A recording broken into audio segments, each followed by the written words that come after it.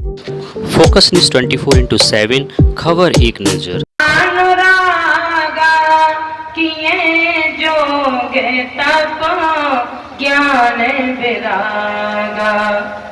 तपस्या करके भगवान को प्राप्त करना चाहते हो? बोले ना।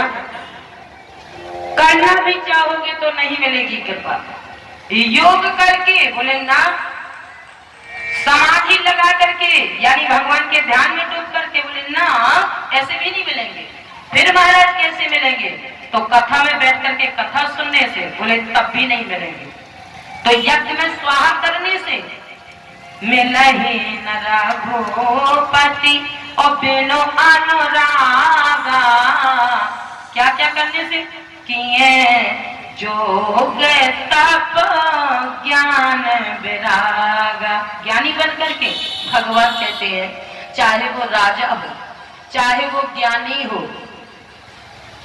महाराज कोई बना रहे, भगवान कहते मुझे इतने जल्दी प्राप्त नहीं कर सकता है। क्यों? चाहे वो पढ़ा लिखा हो, विद्वान हो, भगवान पढ़ा लिखा नहीं देखते हैं, भगवान जाति नहीं देखते हैं, भगवान ज्ञानी नहीं देखते हैं, भगवान राजा नहीं देखते हैं, भगवान दानी नहीं देखते हैं कि तुमने अपने जीवन में कितना दान किया है। ठाकुर जी क्या देखते हैं? बोले भगवान तो केवल एक चीज देखते हैं। और अगर ऐसा ना होता तो भीलों ने कहा और वेद पढ़े, सबरी भी कहा कि त्योहार थी। कोई सोचे ब्राह्मणों को मिलते हैं, पंडितों को मिलते हैं, कर्मकांडियों को मिलते हैं, कथा कहने वाले को नहीं मिलते हैं। भीलों ने कहा वेद पढ़े, सबरी भी कहा कि त्योहार थी। गणिका ने कहा पर योग किए, पर राम चरणों की पुजारिन थी, पर राम चरणों की पुजारिन थी। भगवान कहते केवल मैं ये देखता हूँ कि मेरे नाम का गुणानुवाद कौन गा रहा है। वो चाहे जिस जाति का हो, चाहे अनपढ़ हो, चाहे अंगूठा टेक हो, चाहे पढ़ा लिखा हो, और चाहे गरीब हो, चाहे राजा हो, मुझे इससे लेना देना नहीं है। मैं तो केवल उसके भाव को देखता हूँ जो बाबा गोस्वामी महाराज कह रहे हैं। बोले भावों को भाव अनुख आलसा हूँ, और नाम जपते मंगल देश दस हूँ, नाम जपते मंगल देश दस हूँ। भाई ना भाई, और फिर भी भगवान का नाम लिया जाए तो क्या मिलेगा? बोले संसार की 10 दिशाओं में जितने सुख है वो तुम्हारे घर में अपने आप प्रवेश कर जाएंगे। किसी एक सुख को भगवान से झोली फैला के नहीं मांगना है, मांगने की कामना नहीं करना है। भाव केवल भगवान देखते हैं। यदि तू मेरा एक घड़ी आधी घड़ी और आधी में पुण्या और तुलसी संगत साध के हरहि कोट अपराध, हरहि कोट अपराध। भगवान तो कहते हैं चाहे एक घड़ी करो, चाहे 5 दिन करो, 5 घंटे करो, आधा घंटे करो, आधे में से भी आधा घंटा करो, 2 ही मिनट करो, एक ही बार नाम ले लो, मैं उससे भी प्रसन्न हूँ। दशरथ जी महाराज के यहाँ आज 4 साल ललना झुलावे, राम ललना लाल पलना झुलावे, स्वर्ण के चंदन के पलना मढ़ाए। ऐसा ही नहीं, बोले हाथों में लेती है और कबहू उछाल कबहू ये सो लगाए, कबहू उछाल कबहू ये सो लगाए, कबहू ये सो लगाए, कबहू ये सो लगाए। रंगीन पुतना पगन पगना कब चलना सिखाए, पगन पगना कब चलना सिखाए, राम ललना लाल पलना झुलावे, राम ललना लाल पलना झुलावे, रंगीन पुतना कही के हाथन हिलावे, रंगीन पुतना कही के हाथन हिलावे, राम ललना लाल पलना झुलावे। और इस दृश्य को महाराज देवाधिदेव महादेव को लगा कि हम भी दर्शन करने जाएंगे। और जो दर्शन करने के लिए गए, अच्छा ये बात भोले बाबा माता पार्वती के उन 7 प्रश्नों का उत्तर दे रहे थे, और जैसे 7 प्रश्नों का उत्तर दे ही रहे थे तो सुनाते सुनाते भोले बाबा के मुंह से एक बात निकल गई। बोले, हे देवी, मैंने अपने जीवन में केवल एक चोरी की है। माता जगदम्बा पार्वती ने कहा, बाबा तुम्हें चोरी की क्या आवश्यकता पड़ गई थी? महाराज, चोरी करना अच्छी बात नहीं है। भोले बाबा ने कहा, देखो देवी, भगवान की कथा की चोरी करे, भगवान के दर्शन की चोरी करे, महाराज ये तो चोरी लागू है। और किसी के बगल वाले का ताला तोड़ करके चोरी करे, और किसी के भीतर की, महाराज एक बात और है, जैसे बगल वाले ने कुछ कहा और आपने उस बात को मान लिया, इससे बड़ा पाप कोई है ही नहीं। क्योंकि बाबा गोस्वामी महाराज कहते, अगर बिना कान के सुनी आपने इस बात को कहा तो फिर आप कान के कच्चे हैं। और महाराज किसी पर झूठा दोष लगाने के बाद शास्त्र कहता है कि उसके घर का सर्वनाश हो जाता है, झूठा दोष लगाने पर। इसलिए इस पाप से बड़ा कोई पाप शास्त्र कहता है कि भाई है नहीं, ये सबसे बड़ा पाप है। आंखों देखा तो कहो पर कान की सुनी बात। अयोध्या में यही हो रहा था। जिस समय महाराज भरत जी देखा कि ननिहाल से आ रहे हैं, उस अयोध्या में जो 100% के लोग थे तो 50% के लोग बोले भरत और कैकेयी मिले मिलाए हैं। बचे कितने? 50%। उन 50 में 25% के लोग बोले ठीक कहते हैं कि भरत और कैकेयी मिले मिलाए हैं। बच्चे कितने? बोले 75 खिलाफ हो गए भरत जी के, बच्चे 25। बोले देखो देख लेंगे तो मान जाएंगे। जैसे ही 25% के लोगों ने कहा हो सकता है कि मिले मिलाए हो, और 25 कह रहे हैं कि देख लेंगे तब मानेंगे, ऐसे नहीं मानेंगे कि भरत और कैकेयी मिले मिलाए हैं। और एक बात बताएं, जैसे ही भरत जी का आगमन हुआ तो ना तो रथ कौशल्या के दरवाजे रुका, ना रथ दशरथ जी के दरवाजे रुका, और ना ही रथ सुमित्रा के दरवाजे रुका। तो भरत जी ने सीधे कह दिया सारथी से कि रथ को माता कैकेयी के दरवाजे खड़ा करना। और जो महारानी कैकेयी के दरवाजे रथ खड़ा हुआ, जो 25% के लोग कह रहे थे कि देख लेंगे सो मान जाएंगे, बोले ठीक कह रहे थे कि भरत और कैकेयी मिले मिलाए। सम्मति थी कि भरत को महाराज वहां ननिहाल भेज दो और राम जी को 14 साल के लिए वनवास भेज दो, और फिर मैं अपने बेटे के तिलक कराने के लिए बुला ले। देखो आ गए भरत जी। तो बाबा गोस्वामी महाराज से पूछा कि भरत चंद्र संभला कैसे?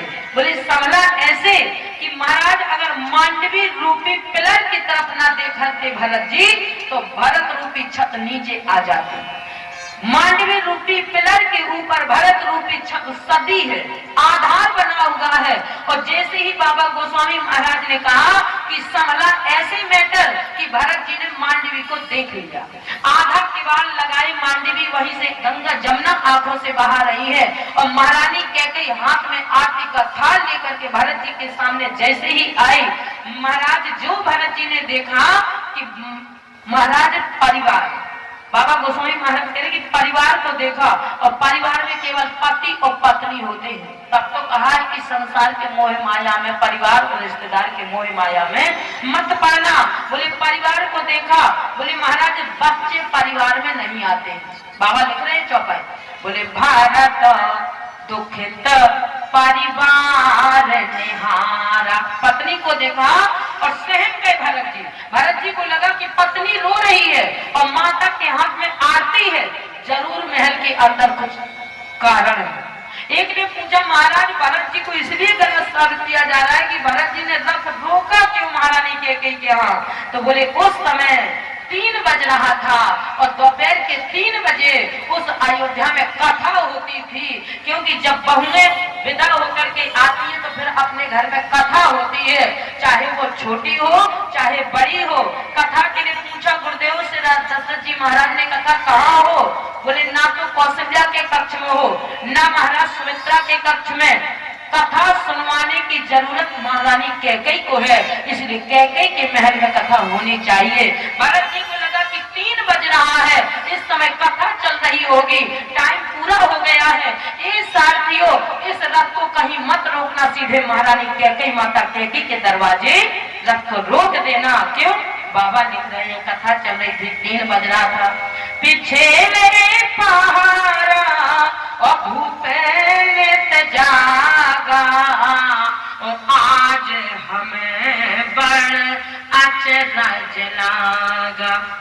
पिछले पहर दिन के 4 पहर और रात्रि के 4 पहर, शाम का 6 बजा, 6, 7, 8, 9, एक घड़ी का एक पहर, 9, 10, 11, 12 दूसरी घड़ी का दूसरा पहर, 12, 1, 2, 3 पिछला पहर और 3, 4, 5, 6 शाम के 6 बजे से शुरू हुआ और सुबह का 6 बज गया। बाबा गोस्वामी महाराज कहते हैं कि ऐसे संभले भरत जी का चरित्र, ऐसे संभला। बोले भरत जी को लगा कि 3 बज रहा है, इस समय अयोध्या के महल में महारानी माता कैकेयी के महल में कथा चल रही होगी, क्यों ना एक साथ सबसे मिलना हो जाएगा और कथा का अवसर भी मुझे प्राप्त हो जाएगा। इसलिए महाराज भरत जी ने महारानी कैकेयी के दरवाजे रथ को रोका। और ऐसे ना समझो तो ऐसे समझ लो, अच्छा दिन के 4 पहर रात्रि के 4 पहर होते हैं। सोने और जागने का अलग अलग अंदाजा होता है, क्योंकि संसार में योगी भी रहते हैं, संसार में भोगी भी रहते हैं, संसार में रोगी भी रहते हैं। जागना अलग अलग होता है। पहले पहर में सब कोई जागे, दूजे पहर में भोगी, तीजे पहर में रोगी जागे, चौथे पहर में योगी सिया रामा, चौथे पहर में योगी।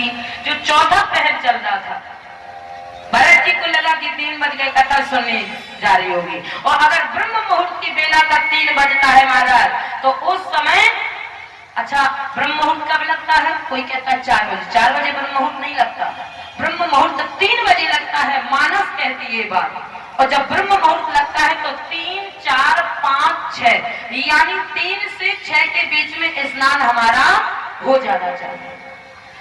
अगर कथा के माध्यम से जानना चाहो तो इसके बाद के स्नान 8, 9, 10, 11 ये तो फिर फालतू वाले स्नान है। इसमें भगवान तुम्हारी प्रार्थना को और पूजा को स्वीकार नहीं करते हैं। बोले महाराज बस ऐसे ना मानो तो जब जगत गुरु मोहर लगा दे फिर तो मानना चाहिए कि दिन के 4 पहर और रात्रि के 4 पहर। बोले महाराज ना तो शंकर जी जगत गुरु, ना ही राम जी जगत गुरु।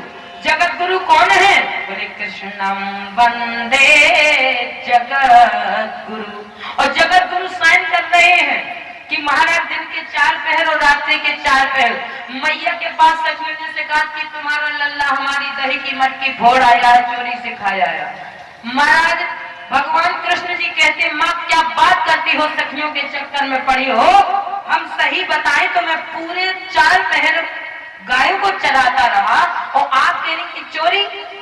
4 पहर बंसी बट भट क्यों, 4 पहर बंसी बट भट क्यों, सांझ पड़ी घर आयो, मैया मोरी मैं कब माखन खायो, कि मैया मोरी मैं कब माखन खायो।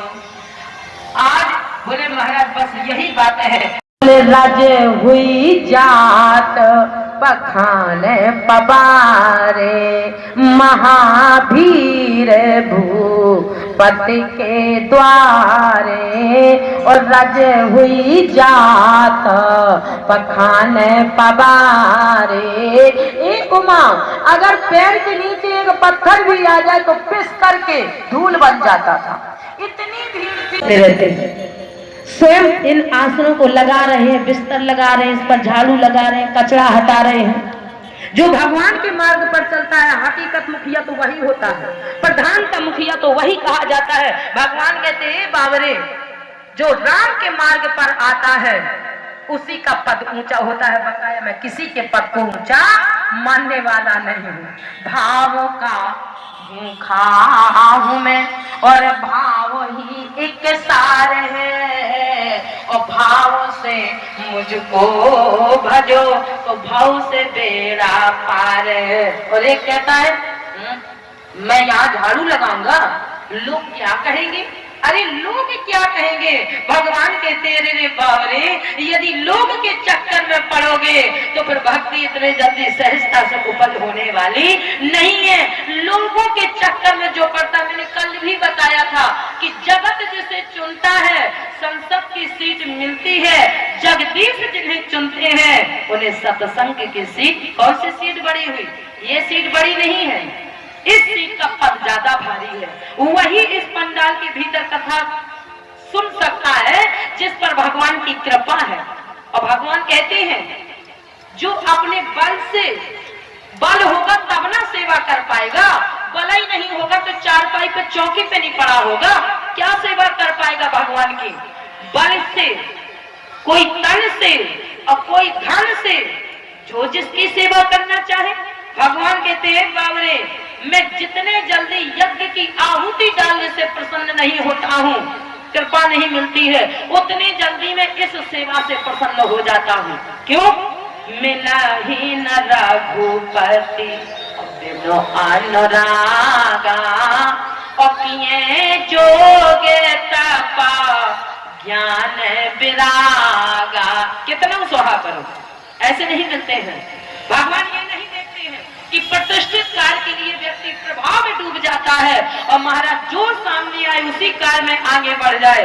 और जैसे ही उस दासी ने जनाया, दशरथ जी महाराज ने पूरा रास्ता साफ करवा करके बड़े सम्मान के साथ भोले बाबा को बुलाया। और जैसे ही आने लगे, बाबा गोस्वामी महाराज दोहा बनी में लिख रहे हैं, आज अवध एक आगम आयो, आज अवध एक आगम आयो, बूढ़ो बड़ो प्रमाणिक पंडित, बूढ़ो बड़ो प्रमाणिक पंडित, शंकर नाम कहायो, आज अवध एक आगम आयो, आज अवध एक आगम आयो। कर तल निरख कहत मुनि गण, कर तल निरख कहत सब गुण गाना, बहुतन परिचय पायो, आज अवध एक आगम आयो, आज अवध एक आगम आयो।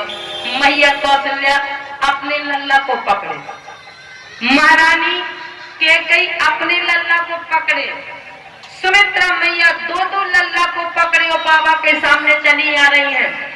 बाबा तो हवाली में कह रहे हैं, बोले संग शिशु शेष सुनत कौशल्या, भीतर भवन बुलायो, आज अवध एक आगम आयो, आज अवध एक आगम आयो।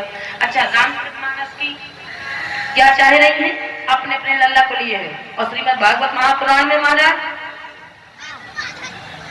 यशोदा जी ने पहले चरण चार चार सोत, अब भोले बाबा ने नेत्र बंद कर लिया। अरे राम राम, अपराध हो गया, अपराध हो गया। मन में सोचने लगे कि मेरे चरणों में डाल दिया, और गजब का अपराध तो माथे हाथ धरायो, आज अवध एक आगमी आयो, आज अवध एक आगमी आयो।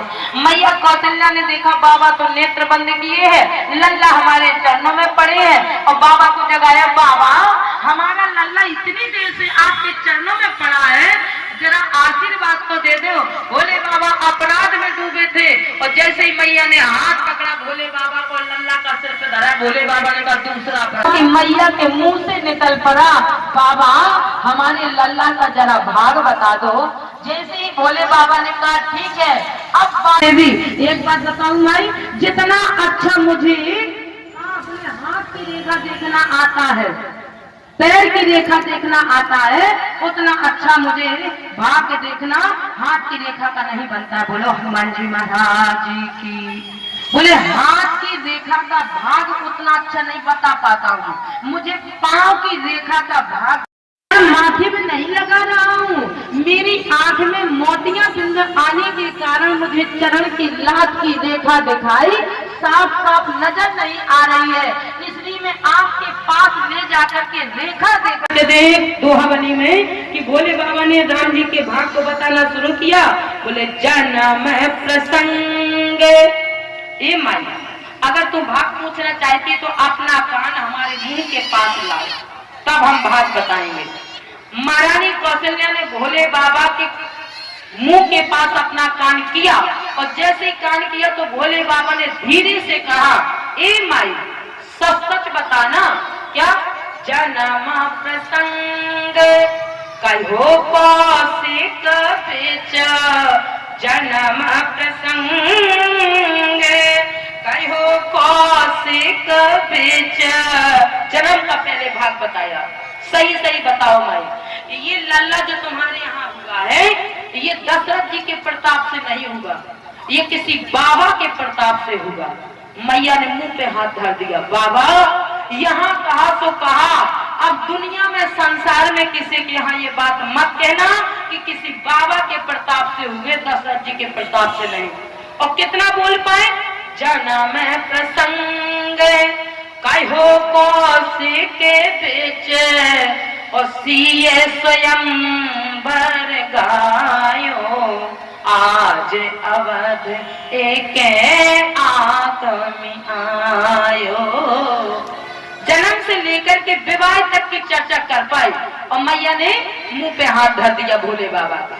यहाँ कहा तो कहा, अब संसार में किसी के दरवाजे ये मत कहना इस बात को, और अगर ना रोकती तो भोले बाबा शायद पूरा भाग बता देते। और सुनो मैया, अब थोड़ा और सुन लो, क्योंकि अब किसी बाबा के प्रताप से जब ये हुए हैं, आपके घर में आए हैं, तो किसी बाबा के प्रताप से ही इनका विवाह होगा। और एक बात ध्यान देना माई, अगर कोई बाबा मांगने आ जाए तो तुरंत भेज देना, समझ लेना कि मेरे लल्ला का विवाह होने का समय आ गया। और अगर तुमने उस बाबा को नहीं दिया, रोना गाना शुरू किया, तो फिर जीवन में तुम्हारे लल्ला का विवाह होने वाला नहीं है।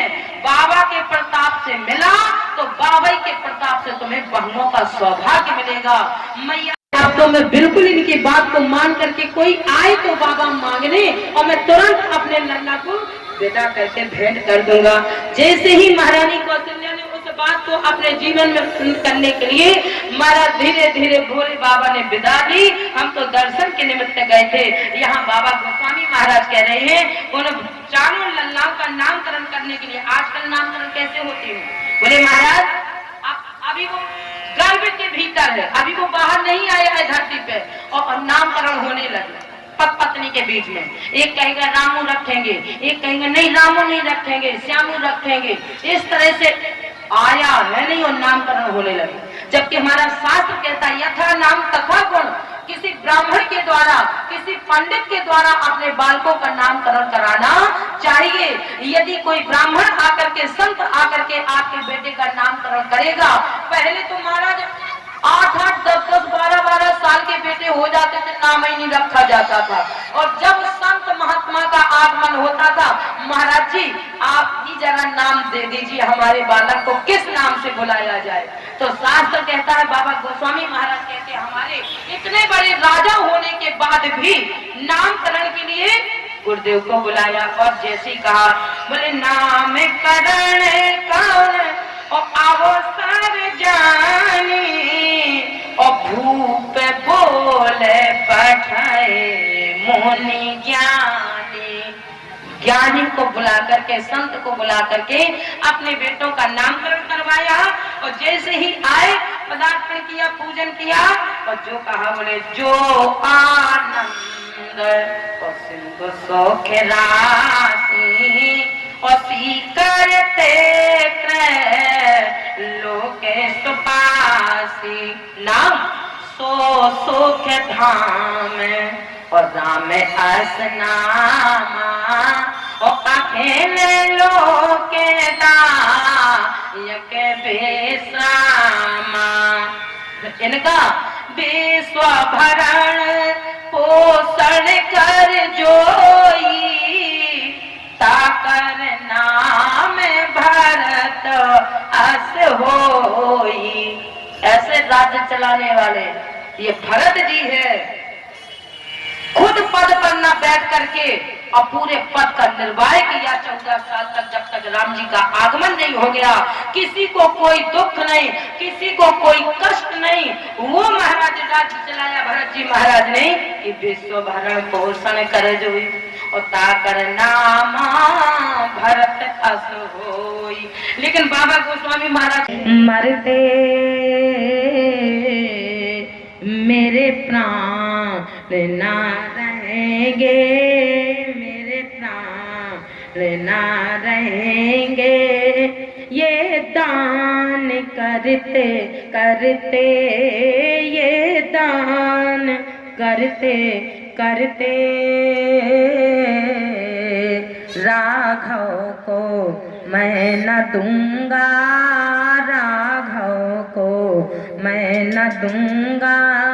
मुनिराज मरते मरते, मुनिराज मरते मरते। क्या बात कर रहे हो गुरुदेव, एक बात सोचो, मुझे पितु मात परिजनों को रघुनंदन जिलाए, पितु मात परिजनों को रघुनंदन जिलाए।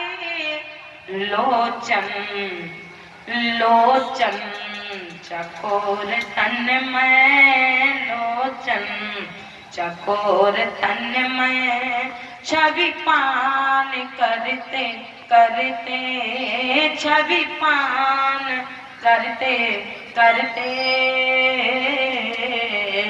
राघव को मैं न दूंगा, राघव को मैं न दूंगा। मुनिराज मरते मरते, मुनिराज मरते मरते। वशिष्ठ जी ने एक आध दो विधियों से नहीं समझाया, और इतना समय नहीं है कि विधि विधि बताते रहे। बहुत विधियों से समझाया चक्रवर्ती नरेश ने। बोले तब वशिष्ठ बहु नाश तह पाव। ए राजन, दान कर दो। क्यों? बोले सो धन धन्य प्रथम गति जाकी, प्रथम गति मिलती है जो दान करता है। और जैसे ही समझाया, अच्छा एक बात बता, तुमने ये पाए हैं, हाँ, तो बोले अब जब पाए हैं तो ओरिजिनल आदमी आ गया है। अच्छा, पाई चीज अपनी नहीं होती है, पाई चीज किसी दूसरे की होती है। जब किसी दूसरे की होती है और जब तुमने पाई है तब तक तो वो तुम्हारी है, जब तक दूसरा व्यक्ति आ ना जाए। और जब ओरिजिनल आदमी आ जाए तो फिर उसकी लौटा दो। और जैसे ही वशिष्ठ जी ने समझाने का प्रयास किया, तुमने कितने मांगे थे? चक्रवर्ती नरेश ने कहा एक बार भूपत मन माही, मैंने तो एक मांगा था, तुम्हें इनने कितने दिए? बोले इन्होंने 4। तुमने अभी क्या कहा? मैंने 4 पाए हैं, कर चौथे पन में सुध 4 मैंने पाए है ना? बोले हाँ। तो तुम्हें इन्होंने कितने दिए? बोले 4। ये कितने मांग रहे हैं? बोले 2। तो आधा ही तो मांग रहे हैं, आधा तो तेरे पास वैसे ही बच रहा है, 2 तो तेरे पास वैसे ही बच रहा है, 50% तो तेरे पास वैसे ही बच रहा है, काहे मरा जाए? जो वशिष्ठ जी ने समझाया, और चाहे ऐसे समझो, एक भाई साहब पीछे है, एक आगे है, आगे वाले का पैन गिर गया और आगे वाला चला गया, नहीं ध्यान दिया, पीछे वाले भाई साहब ने पैन को उठाया अपनी जेब में लगा लिया। आगे वाले भाई साहब को कुछ लिखने का ध्यान आया और जैसे उन्होंने पीछे मुड़ करके देखा तो उनकी पॉकेट में हमारा पेन लगा। हमने कहा भाई साहब ये पेन तो हमारा है। अच्छा तुम्हारा था? हमने तो पाया था, यहाँ पड़ा मिला तो हमने निकाल के अपनी पॉकेट में। अच्छा जब पाया था तब पाया था, अब हमारा है तो हमारा दे दो। तो वशिष्ठ जी ने कहा पाई चीज तुम्हारी नहीं है और राजन, इन्हें कहा अति कल्याण, ये इन्हें दे दो। मुनि जन धन संतन को सर्वस, ये मुनियों का धन है, इन्हें अगर दान कर दोगे तो ये संसार के कल्याण के लिए मांग रहे हैं, ना कि ये अपने लिए, और इनका यज्ञ हो जाएगा फिर वापस आ जाएंगे। जो समझाया मुझे अज्ञान नाश पावा, और तुरंत महाराज जैसे ही देने लगे बोले देहूं भूप मन हर्ष जुते तजहू है अज्ञान, और धर्म सुजस प्रभु तुम कहा, इन्हें कहा अति कल्याण, इन्हें दान कर दोगे तो तुम्हारा कल्याण हो जाएगा। और जो समझाया बोले मेरे प्राण और नाथ सुत दो तुम्हें मुनि पिता आन नहीं को, अब आज से तुम्ही इनके पिता हो। और जो सौंपा बोले सौंपे भूप विषय समय और बहुविधि देह आशीर्वाद दिया।